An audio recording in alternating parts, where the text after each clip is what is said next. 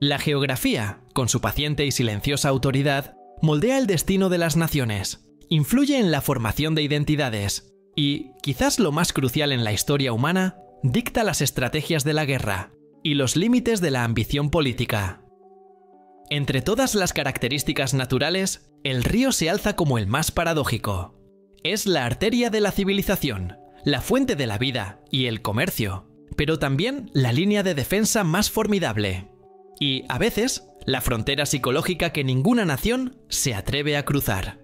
La decisión de una potencia de no vadear o puentear una masa de agua aparentemente superable no es una simple cuestión de ingeniería militar. Es el resultado de un cálculo complejo que integra la historia, el miedo estratégico, el equilibrio de poder y las profundas leyes no escritas de la geopolítica. Dale like, suscríbete y comparte. Comencemos. La razón fundamental de la reticencia a cruzar un río limítrofe reside en su función primaria como una barrera militar natural. En el arte de la guerra, el río es el obstáculo defensivo por excelencia.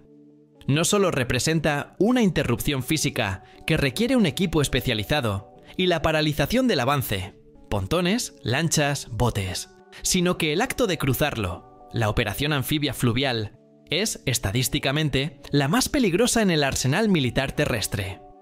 Una fuerza que intenta cruzar un río se encuentra en su momento de máxima vulnerabilidad. Los soldados están concentrados en el agua, con movilidad limitada y expuestos al fuego enemigo desde la orilla opuesta. El equipo pesado, como tanques y artillería, debe esperar mientras se construye un puente, proporcionando al defensor un objetivo estático y un tiempo invaluable para concentrar el fuego. El atacante pierde el elemento esencial de la guerra moderna, la velocidad y la sorpresa. El lado defensor, en cambio, disfruta de la ventaja del terreno elevado, la orilla, y de líneas de suministro cortas, pudiendo observar, apuntar y destruir al enemigo con una eficiencia devastadora. La historia militar está plagada de ejemplos de desastres en cruces de ríos, desde el fracaso de la batalla del Rápido en Italia durante la Segunda Guerra Mundial hasta la catastrófica batalla de Arnhem. La memoria histórica de estos fracasos se incrusta en la doctrina militar, convirtiendo al río en un disuasivo que pocos generales están dispuestos a desafiar sin una abrumadora superioridad de fuerza. Sin embargo, el río es más que una simple trinchera natural, es un disuasivo estratégico y político. En muchos casos, un río no es solo una frontera, sino una línea roja establecida por acuerdos internacionales, tratados de paz o por un equilibrio de poder tácito. Cruzar esa línea no es solo invadir un territorio, sino violar un principio de estabilidad regional, lo que garantiza una respuesta militar o política amplificada. Consideremos, por ejemplo, el río Yalu, Amnogang, que separa China de Corea del Norte. Durante la Guerra de Corea, el avance de las fuerzas de las Naciones Unidas hacia el Yalu fue el catalizador que provocó la intervención masiva de China, alterando el curso de la guerra y llevando a un sangriento estancamiento. Cruzar ese río no era un objetivo táctico, sino un desafío existencial para la seguridad de China. El Yalu, en ese contexto, no era una simple línea en el mapa, sino la frontera no oficial de la esfera de influencia china. Una línea que Occidente aprendió, a un costo terrible, que no podía cruzar sin provocar una guerra mayor. De manera similar, el río puede representar una división ideológica o cultural profunda. El río Rin, en ciertos momentos de la historia europea, no solo separó territorios franceses y alemanes, sino también esferas culturales y ambiciones imperiales. Cruzar el Rin, históricamente, ha significado para ambas potencias la intención de alterar el equilibrio de poder continental, desencadenando invariablemente una respuesta en cadena de las demás potencias europeas. El río se convierte en un símbolo de contención, un pacto no escrito para evitar la escalada. El miedo a la escalada incontrolable es quizás la razón más poderosa detrás de la reticencia a cruzar ciertos ríos. En la era moderna, marcada por el poder nuclear y las alianzas militares complejas, como la OTAN, un cruce de río puede ser interpretado como el inicio de una guerra total. El río actúa como una zona de amortiguamiento visible, donde la agresión termina. Si una potencia cruza, está señalando no solo una invasión, sino la intención de ocupar y derrocar al régimen del otro lado. Esta señal es tan clara y potente que obliga a la parte atacada a responder con toda su fuerza, e incluso a invocar cláusulas de defensa mutua. La contención, por lo tanto, no es siempre una debilidad, es una estrategia. Si un país tiene como objetivo la desestabilización, la incursión o la guerra limitada, mantendrá sus fuerzas en la orilla del río, utilizando la masa de agua como un límite autoimpuesto para asegurar que el conflicto no se salga de control. El cruce significa la eliminación de las opciones de salida.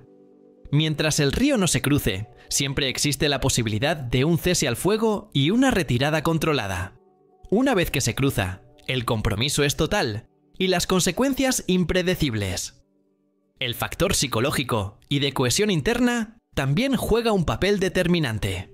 Para muchas naciones, el río fronterizo es la línea donde termina la identidad nacional y comienza el otro. Las defensas militares y la infraestructura estratégica a menudo se concentran justo en la orilla del río, no solo por razones tácticas, sino para servir como un punto de reunión moral. El río es el punto de no retorno. Cruzarlo requiere no solo una decisión logística, sino un cambio dramático en la percepción pública y política del conflicto, de defensa a agresión. En países con una fuerte tradición histórica, ciertos ríos están imbuidos de una mitología nacional. El Danubio, por ejemplo, ha sido la frontera norte del Imperio Romano y un crisol de culturas. Cruzarlo por la fuerza en la actualidad, más allá de la cuestión militar, significaría profanar una identidad compartida y desafiar la compleja red de soberanía europea. Las potencias evitan cruzar estos ríos porque el costo de la indignación internacional y la condena histórica supera con creces cualquier ganancia territorial a corto plazo. Finalmente, la disuasión a menudo se logra a través de la paridad de fuerza o la simetría del riesgo. En situaciones donde dos potencias poseen fuerzas militares comparables y el río es una frontera mutua, como el Río Grande entre Estados Unidos y México, aunque en un contexto muy diferente, el río se convierte en un símbolo de respeto a la soberanía. La nación más fuerte podría tener la capacidad de cruzar, pero la ganancia de hacerlo es mínima comparada con la pérdida de capital político, la desestabilización de la región y el riesgo de una represalia inesperada. El río se mantiene sin cruzar, como una prueba de la intención pacífica y del reconocimiento mutuo de las fronteras. Dale like, suscríbete y comparte. En resumen, la reticencia de los países a cruzar ciertos ríos es una síntesis de múltiples capas de cálculo. Vulnerabilidad táctica. El cruce de un río es inherentemente una operación de alto riesgo, donde el atacante cede la ventaja del terreno y la movilidad al defensor. Símbolo de la línea roja. El río es la línea de demarcación, que al cruzarse desencadena una respuesta a gran escala, a menudo preestablecida por tratados de alianza. Miedo a la escalada. Cruzar el río elimina la ambigüedad de la acción, señalando la intención de guerra total u ocupación, y aniquilando las opciones de salida controlada. Psicología nacional e historia. El río es el límite de la identidad, y su cruce por la fuerza se percibe como una profanación de la soberanía, atrayendo la máxima indignación nacional e internacional. Así, los ríos se mantienen como fronteras sagradas, no por su caudal o anchura, sino porque encarnan la pesada carga de la historia y el equilibrio de poder.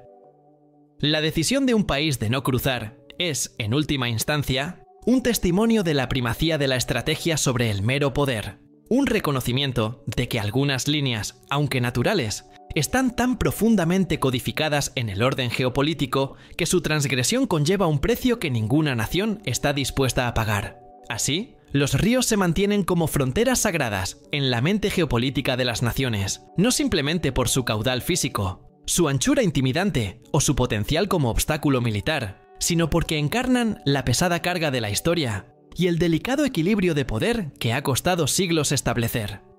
Un río que separa dos estados rivales o dos esferas de influencia no es solo una barrera de agua, es una memoria colectiva de tratados rotos, victorias decisivas y el acuerdo mutuo de un límite dolorosamente alcanzado. El acto de no cruzar un río, de reconocer su autoridad fronteriza, es, en última instancia, un profundo testimonio de la primacía de la estrategia sobre el mero poder militar. El poder bruto puede forzar un cruce, pero la estrategia sopesa las consecuencias. La transgresión de un río fronterizo como el Danubio, el Rin o el Yalu no se juzga solo por la facilidad de la operación, sino por la inevitable reacción que desencadenaría en el sistema internacional. Crucemos el río, y la acción será interpretada no como una simple incursión, sino como una declaración de guerra total, una ruptura del orden territorial fundamental que rige las relaciones internacionales. Esta inacción estratégica es un reconocimiento de que algunas líneas, aunque naturales y aparentemente fluidas, están tan profundamente codificadas en el orden geopolítico global que su transgresión conlleva un precio que ninguna nación, por poderosa que sea, está realmente dispuesta a pagar. Este costo incluye no solo la represalia militar inmediata, sino el colapso de las alianzas, el embargo económico global y la pérdida total de legitimidad internacional. El río se convierte, así, en un mecanismo de disuasión no nuclear, una línea de advertencia física que si se cruza garantiza la escalada. Por ello, los ríos fronterizos son gestionados con una cautela extrema. Su estabilidad no depende del grosor del muro que se pueda construir en sus orillas, sino de la estabilidad de los acuerdos políticos y el miedo compartido a desatar un conflicto de proporciones incontrolables. El río actúa como un espejo, reflejando el estado de la relación entre los estados que separa. Cuando las aguas están tranquilas, el acuerdo se mantiene. Cuando el caudal se desborda por tensiones internas o externas, la frontera fluvial se convierte en el lugar de mayor vigilancia y potencial de conflicto. El respeto por esta frontera sagrada es, en esencia, el respeto por la supervivencia mutua en un sistema global interconectado, demostrando que la geografía, cuando se une a la historia y a la política de poder, se convierte en un árbitro ineludible del destino de las naciones. Dale like, suscríbete y comparte.